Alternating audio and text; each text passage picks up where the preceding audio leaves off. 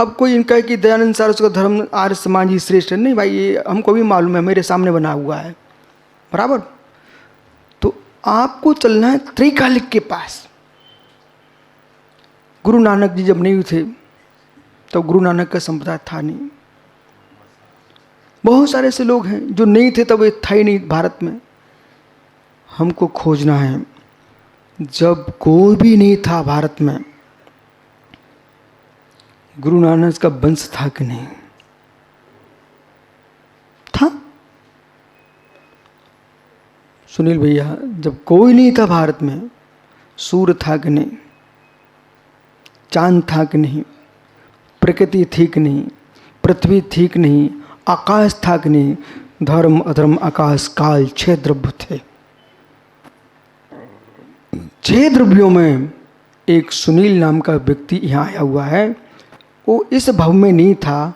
लेकिन आप आत्मा को सुनील भैया जीव को त्रैकालिक मानने वाले हो कि तात्कालिक मानने वाले हो, इतना तो बता सकते हो।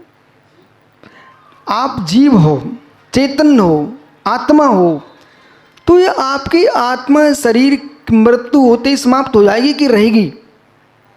हैं? होगी, खत्म होगा। हाँ, आत्मा, हाँ जीव है, तो जीव खत्म हो जाएगा शरीर के साथ कि शरीर नष्ट होगा, जीव फिर जन्म ले लेगा? नहीं है ना, कोई बात नहीं है। मैं बहुत खुश हूँ आपसे, इतने सरल आदमी मिले मुझे। सुनील भैया, आप जो है ना पानी पीते हो, भोजन करते हो, उसका स्वाद तो आप लेते हो ना। जो स्वाद ले रहा है वही आत्मा है। अब आपको थोड़ा समय अपने आप को देना है, विश्वास मानो, अब समय देना है। जिसने पुत्रों को जन्म दिया है वही आत्मा है, जो राग देश कर रहा है वही आत्मा है। जब ये राग देश करने वाला जो आत्मा है, ये राग देश सब समाप्त कर लेता है तो महात्मा बनता है। और राग देश समाप्त करके जब कर्म शून्य हो जाता है तो यही जीव परमात्मा बनता है। जैन दर्शन की अवधारणा है, ये एक ईश्वर को नहीं मानते। इनकी दृष्टि में जो पुरुषार्थ करेगा वो भगवान बनेगा। जैसे कि आपके कॉलेज में कोई एक नियत व्यक्ति प्रोफेसर नहीं है, जो अध्ययन करेगा, पढ़ाई करके आएगा वो प्रोफेसर बनेगा। ऐसे हमारे यहाँ तीर्थंकर कोई ऋषभदेव नियत नहीं है, जो उसके योग्य होगा वो तीर्थंकर बनेगा। ऐसे तीर्थंकर 24 होते हैं, वे 24 तीर्थंकर 24 ही नहीं है। उस सर्पणी अवसर्पणी एक काल का परिवर्तन चलता है, इसलिए त्रिकाल्यम, भूत भविष्य वर्तमान, तीनों कालों का ज्ञान होना चाहिए। और अपने आप को इनको समझ में क्यों आ रहा भैया को, ये धर्म निरपेक्ष हो गए। और धर्म निरपेक्ष होकर देखो तो तुम विराट हो जाओगे, और धर्म सापेक्ष एक में लग जाएगा, उतनी ही सोचेगा। तो मटकी के दीपक मत बनिए, खुले आकाश में आइए। जो मटकी का दीपक होगा वो मात्र मटकी में प्रकाश करेगा, और जो बाहर रखा जाएगा गोमटेस, वो संपूर्ण भवन को प्रकाश कर देगा। इसलिए जन्म तो तुम्हारा किसी संप्रदाय में ही होगा, क्योंकि जन्मे हो मानव समाज में। इसलिए पहला प्रश्न तो यह है, इतिहास बाद में लिखा जाता है, समाज पहले होती है, बराबर। इतिहास बाद में लिखा जाता है। मैं व्याकरण को प्राचीन नहीं मानता हूँ, भाषा को प्राचीन मानता हूँ। व्याकरण संस्कृत, संस्कृत क्या करे, संस्कार। तो भाई आपके घर में पहले डोडका आता है कि साग आती है?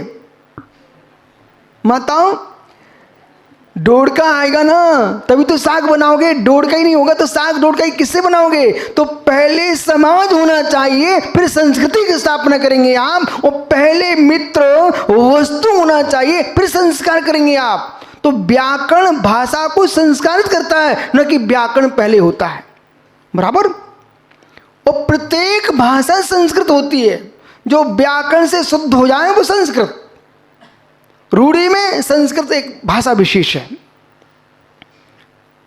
ओह, जब देखा धर्म तो पहले विराट हो जाओ। पीयूष और हमारे सुनील भैया धर्मात्मा बनने वाले हैं 1 मिनट के अंदर। नहीं, वो धर्मात्मा जीव है। देखो नहीं हूँ ये कहना अलग है। सुनील भैया, हमारे देश में मैं कोई धर्म नहीं मानता, कोई धर्म नहीं, ठीक है, परंतु ये क्यों बोला कि भाई धर्मों में झगड़ा हो रहे हैं, इस मूड को हम खराब नहीं करना है, मैं कोई धर्म नहीं मानता, ठीक है, ये दृष्टि एक आदमी की थी। लेकिन हुआ क्या, अपने आप को सरल करने के लिए उन्होंने कहा मैं कोई धर्म नहीं मानता हूँ। धीरे धीरे ऐसे आप जैसे लोग 50 इकट्ठे हो गए। अब वो उनके ही ग्रुप बन गया। बोले तुम कौन? बोले हम धर्म नहीं मानने वाले, हम धर्म नहीं माने। मालूम चला कि वो ही एक संप्रदाय बन गया। बोले क्या नाम रख दिया? बोले नास्तिक। नहीं, नास्तिक, हम धर्म मानते हैं। सुनील भी धर्मात्मा है। अब कैसे धर्मात्मा है? ऐसे धर्मात्मा है, ए संप्रदाय शून्य धर्मात्मा, उसे हटा दीजिए आप। अब कैसे धर्मात्मा? सुनील भैया एक गन्ना रखा हुआ है ना सामने। ये जो गन्ना है इसका रस कैसा है? मीठा।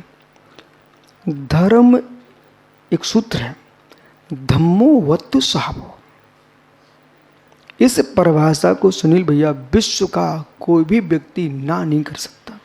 अभी हमारे पास विदेशी लोग आए थे, मैंने जब ये सूत्र बोला सब मुस्कुरा गए, बोले ये बराबर है। धम्मो वत्तु स्वभावो, जो वस्तु का स्वभाव है उसका नाम धर्म है। यथार्थ में यही धर्म है। जो कैसा है? संप्रदाय शून्य, त्रैकालिक, गन्ने का रस का स्वाद मीठा। ये किसने बनाया? किसने बनाया? भाई इतने सब विद्वान आए हैं, बोलो ना। आप लोग कहोगे कि मात्र सुनील से बात कर रहे, हमसे तो पूछ ही नहीं रहे। ये रस, इसका मीठा रस किसने बनाया? साहा किसने बनाया? स्वभाव। टिके रहना ही पर अब स्वभाव। नीम का स्वाद किसने बनाया? स्वभाव। जल का स्वाद शीतल, किसने बनाया? स्वभाव। अग्नि का स्वाद किसने बनाया? स्वभाव। स्वभावो अतर गोचरा। सुनील भैया ये क्या दिख रहा है आपको? अंगुली दिख रही ना, बराबर। तो आपने इस अंगुली को जाना कि नहीं जाना? जान लिया। देखा कि नहीं देखा? देख लिया। तो आपको जानना देखना किसने सिखाया? देखो विद्वान है, उसको समझ में आता सब। भैया ये जो अंगुली है, इस अंगुली को देखना आपको किसने सिखाया? जानना किसने सिखाया? है ज्ञान। ज्ञान किसका है? आपका। ज्ञान किसका है? आपका। जीव का। जीव का, बराबर।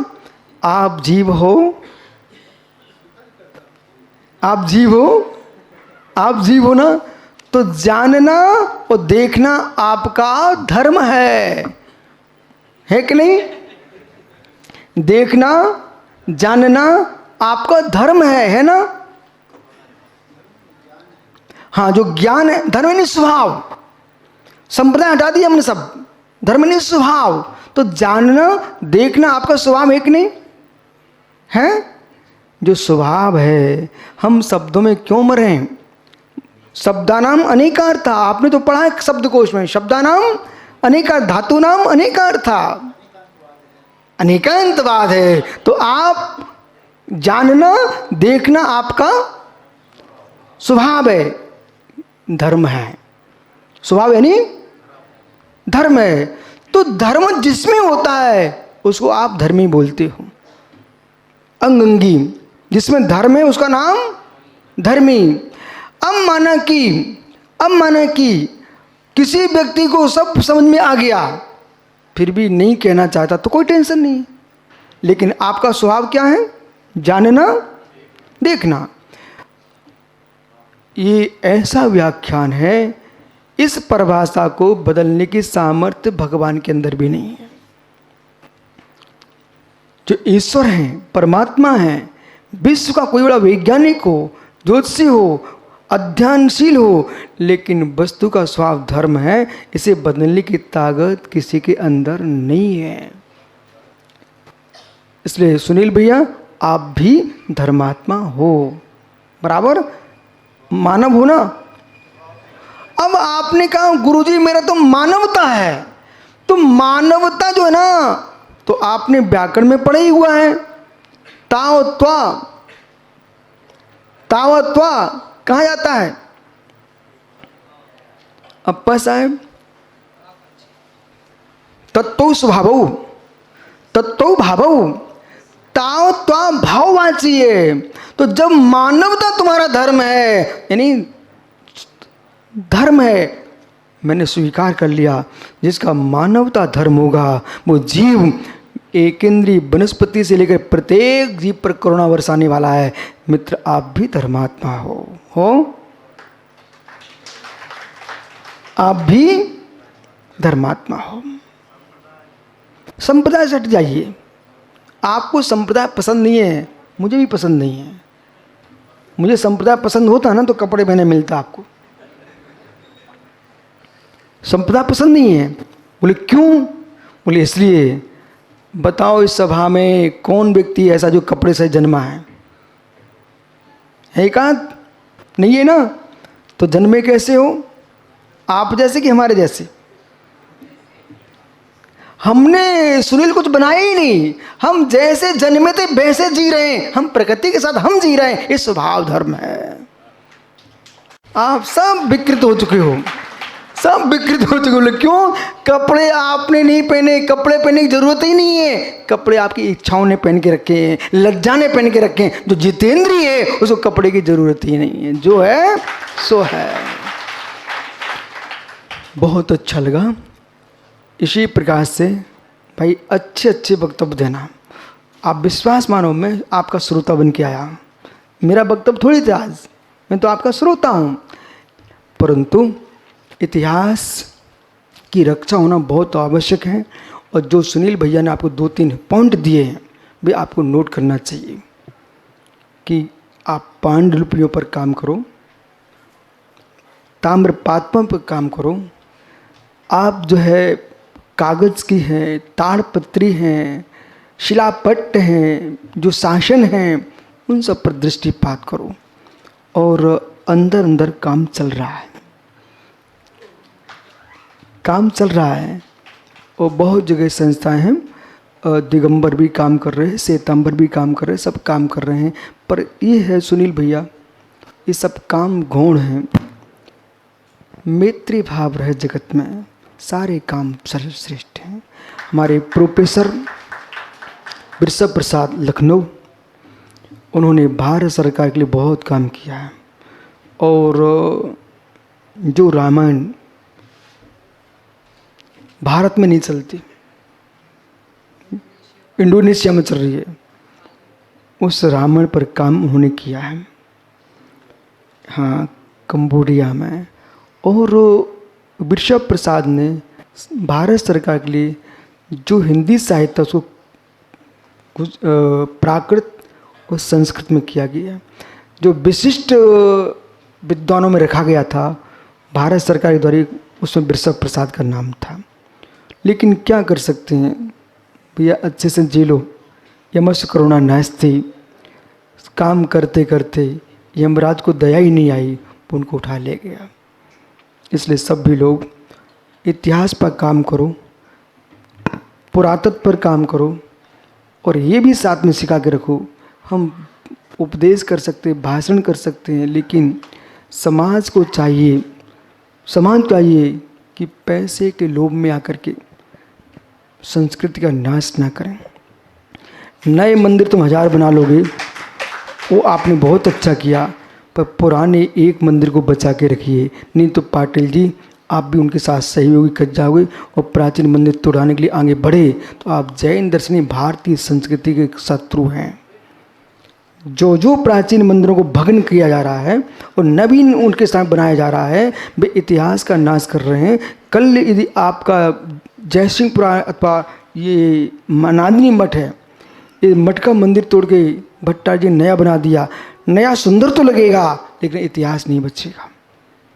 इसलिए सुंदर बनाइए। भारत धर्मनिरपेक्ष देश है हमारा, आप बना सकते, बहुत भूमि पड़ी हुई है, लेकिन प्राचीन को सुरक्षित रखिए और नवीन को बनाइए। हमारा सिद्धांत ये होना चाहिए भाई। नोट करो आप लोग, जो मेरी मानसिकता क्या सुनील भैया, कि मित्र पुराने टूटे ना, नए जुड़ते जाएं। नए जोड़ के रखिए, पुराने मत तोड़िए। चाहे तुम्हारे भक्त हों, चाहे तुम्हारी समाज हो, चाहे तीर्थ हो, चाहे मंदिर हो, चाहे मित्र राष्ट्र हो, राष्ट्र के पुराने नेता हैं उन्हें तोड़ के किनारे मत करो, उनका भी सम्मान रखो और नयों को आगे बढ़ाओ, तो देश अखंड चलेगा और विश्व अखंड रहेगा। और मित्र जियो और जीने का सिद्धांत आपका त्रैकालिक बना रहेगा। जाओ, आपका समय हो गया। तो भैया सुनील फिर विचार करना एक बार। अप्पा साहब उनको फिर से निमंत्रण दो।